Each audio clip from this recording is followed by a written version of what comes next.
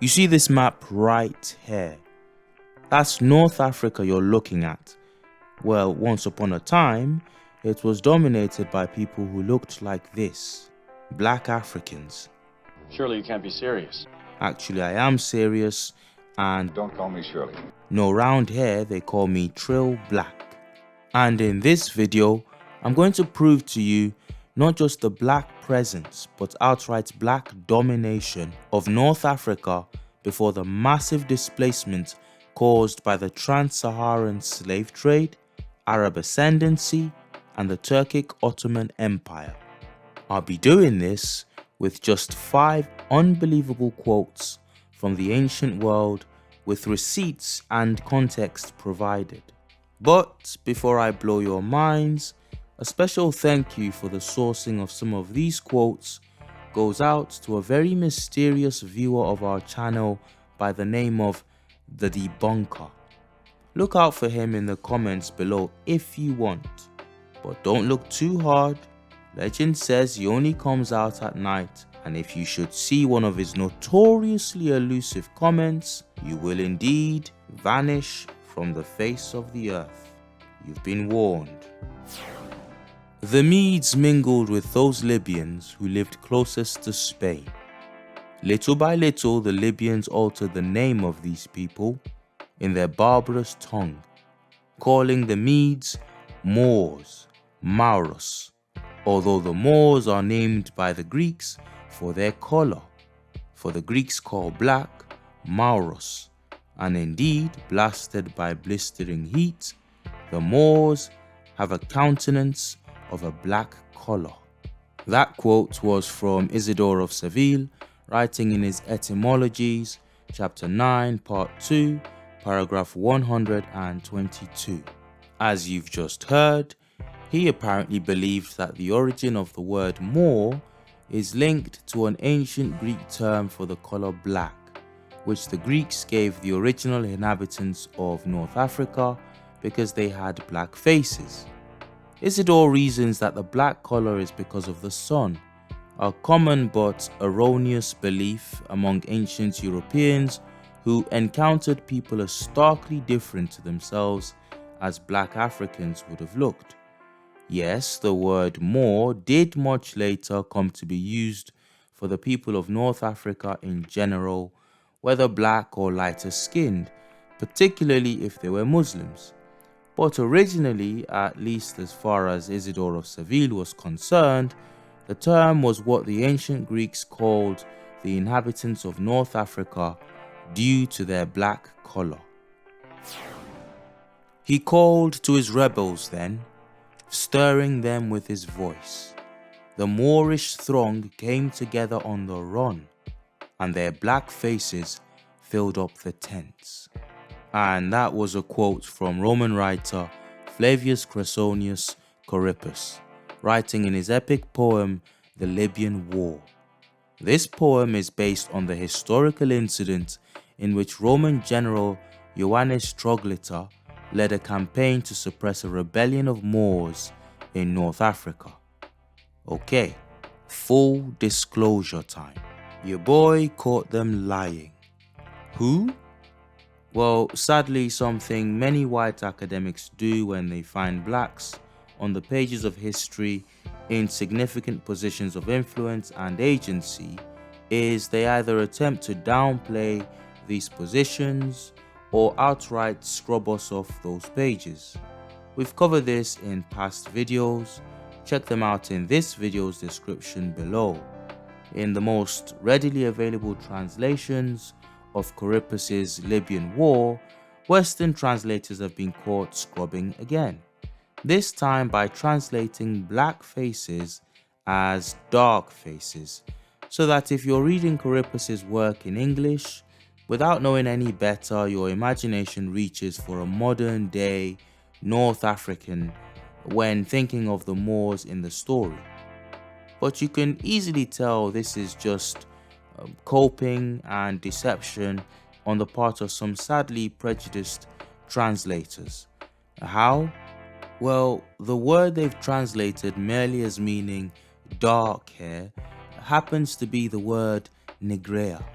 Yes, literally where we get the word Negro, the flagship word for all things black, which originates from the Latin language. But here, let me prove this deception to you decisively with the following quote from Corippus again, in the same text and from the same translators. The Moors neither cover their arms with a tunic's sleeve, nor fasten belts with studs of any kind around them. Ungirt, they drive their wild companies into battle, carrying a pair of spears with blades of special strength. A shaggy garment, hanging from their bound-up limbs, droops from their shoulders, while a linen cloak is drawn over their foul heads and supported by a tight knot, and their black feet tread upon crude Moorish sandals. Close quote. Now here, the same translators have translated Nigra as black, whereas Nigrea, which means the same thing, they translated as dark. And wouldn't you know it, Google Translator translates both terms, Nigra and Nigrea, as black.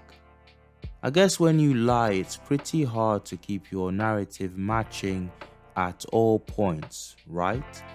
Too many plot holes to fill and loose ends to tie up, not to be caught out. Anyway, there you go.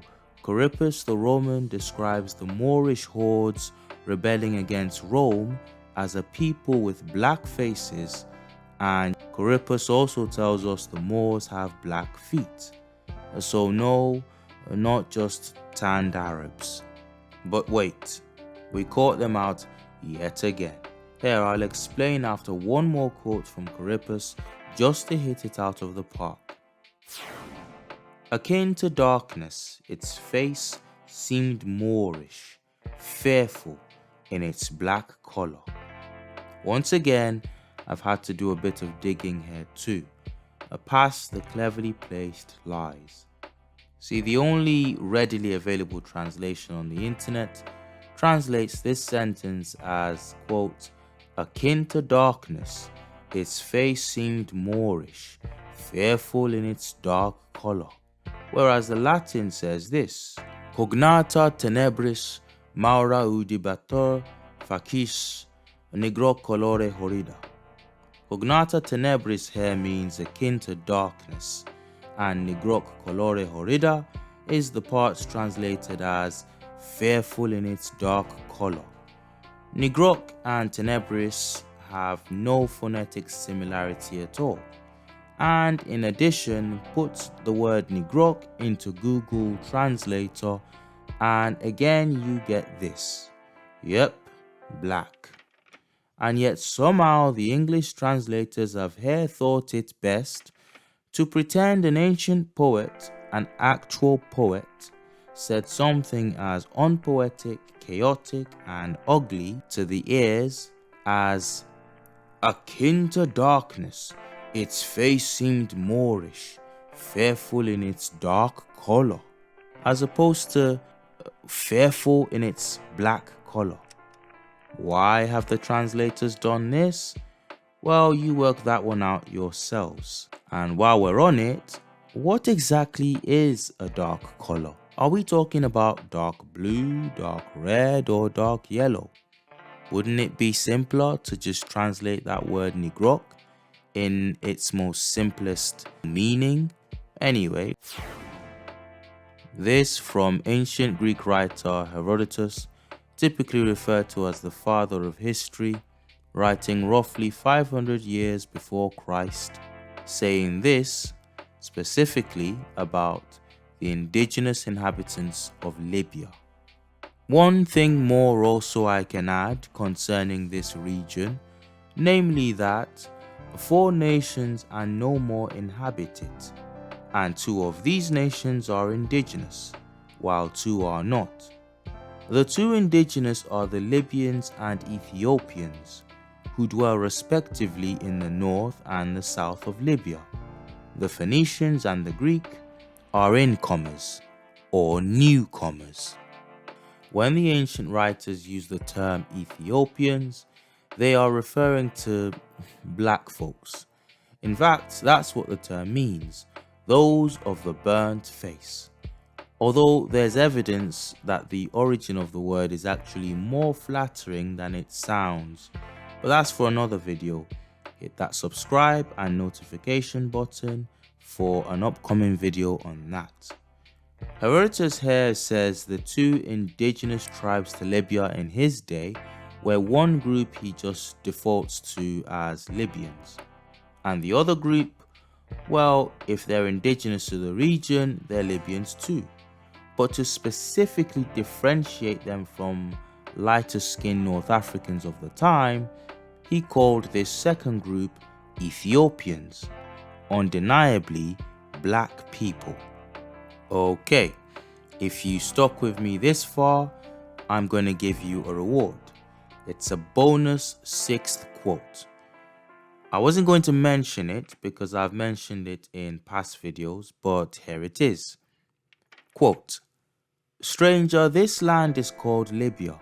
It is inhabited by tribes of various peoples, Ethiopians, black men." Close quote. Who says this? Moses' wife, Zipporah, in the fictionalized account of the Bible's Exodus story. You can get this quote from the play Exegogue by a Roman-era playwright known as Ezekiel the Tragedian. Anyway, there you go. 5 quotes with a bonus 6th, proving to you what you won't hear in any class on Black history. I guess all that's left for you to do is decide whether these ancient travelers and writers were themselves also crazy Afrocentrists trying to appropriate other people's history. And if they're not, why don't they ever talk about this every time Black History Month rolls around? Why is it pretended as if Black history started the day Europeans rolled up in Africa wanting slaves? I wonder what you guys think. Any Greek and Latin experts out there who want to confirm or debunk my claims? Well, go ahead, the comments are open. In the meantime, look out for my next video in this series where I'll be telling you all about the black kings who ruled Europe well before Columbus reached America or Britannia ruled the waves. This is Trillblack, no doubt. Over and out.